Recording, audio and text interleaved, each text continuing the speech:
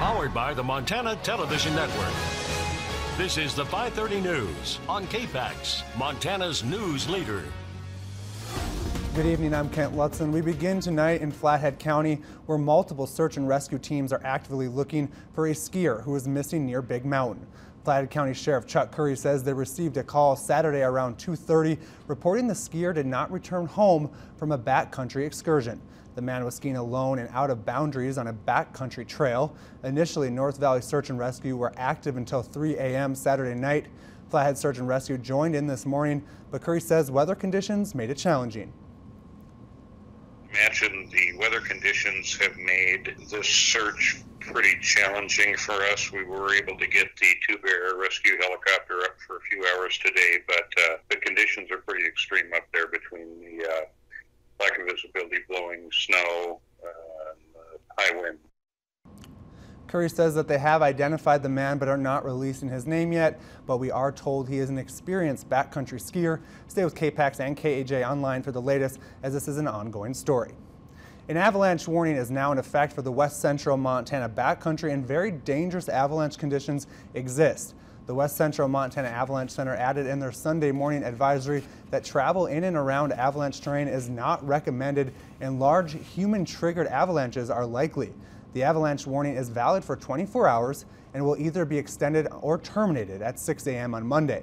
This danger rating does not apply to operating ski areas and is the sole responsibility of the U.S. Forest Service. Continued snowfall, cold temperatures, and blowing snow are causing problems on roads across western Montana.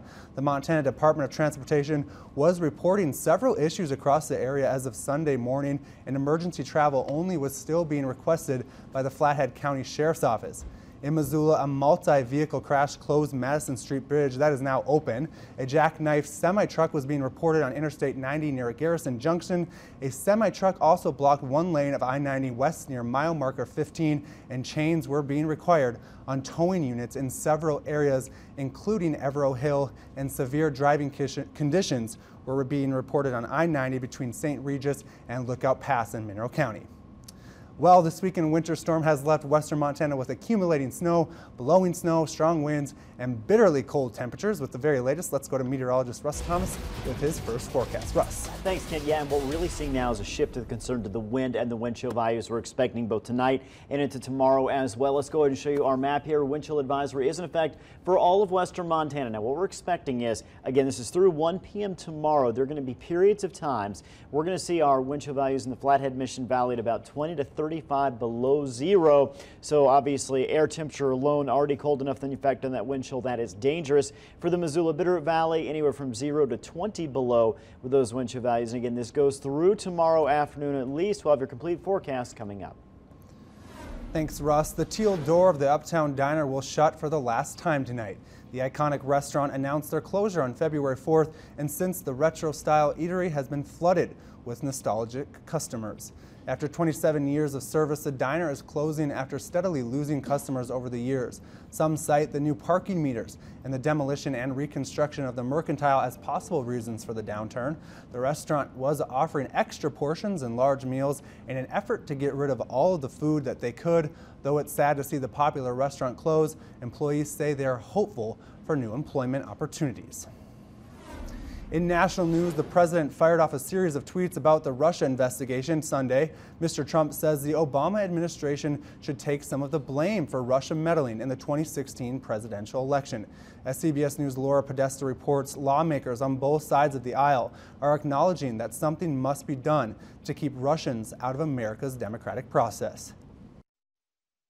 President Trump is pointing fingers at the Obama administration for not stopping Russian operatives from interfering in the 2016 U.S. election. Obama was president, knew of the threat, and did nothing. He also defended his victory, writing, "The results of the 2016 election were not impacted or changed by the Russians." It's hard to say that this didn't affect the outcome. It was an exceptionally close election. I'll remind you, one candidate won the popular vote, the other candidate won the electoral vote. But it's not yet clear whether the Russians succeeded in actually changing votes. The Justice Department has indicted 13 Russians and 3 Russian companies for creating hundreds of fake social media profiles. They posted attacks on Hillary Clinton while praising Bernie Sanders and then candidate Donald Trump.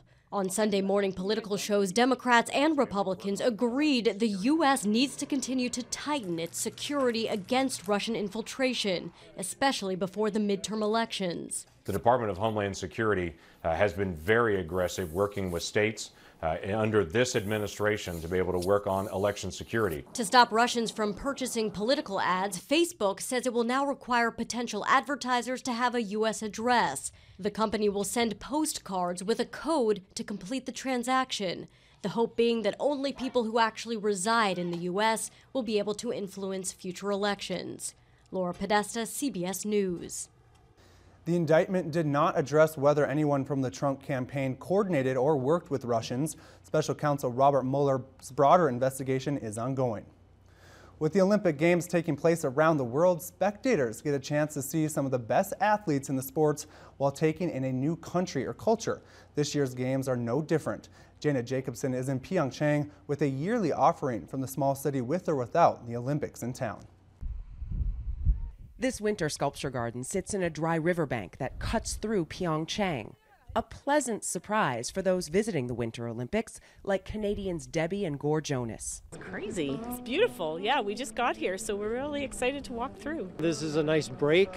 Go and eat, come back out here. It's kind of a nice break to see something different. And you guys are from Canada, so this isn't cold, right? No, this is normal. It's just the wind is a little bit much today. This Olympic escape, part of the annual Snowflake Festival, now in its 26th year. This is beautiful. Thank you so much. Its organizer tells me it started as a neighborhood event. Now, along with some locals, professional snow or ice sculptors are brought in from around the country. Because this is the dry season in Pyeongchang, all this snow, 60,000 tons of it, had to be made. That took about 2 months. And then it was time to sculpt, not only in snow, But also in ice. This is the Ice Cafe. It's nestled beneath a bridge here. Perfect cold storage for all the sculptures. And for people, it's kind of the perfect place to pick up a cup of hot chocolate and admire the craftsmanship. This year's festival theme was chosen keeping in mind the Olympic international audience. All of the snow sculptures are characters from children's stories. For most, looking just isn't enough. The storybook theme and the snow seem to bring out the kid in everyone. Dana Jacobson, CBS News, Pyeongchang, South Korea.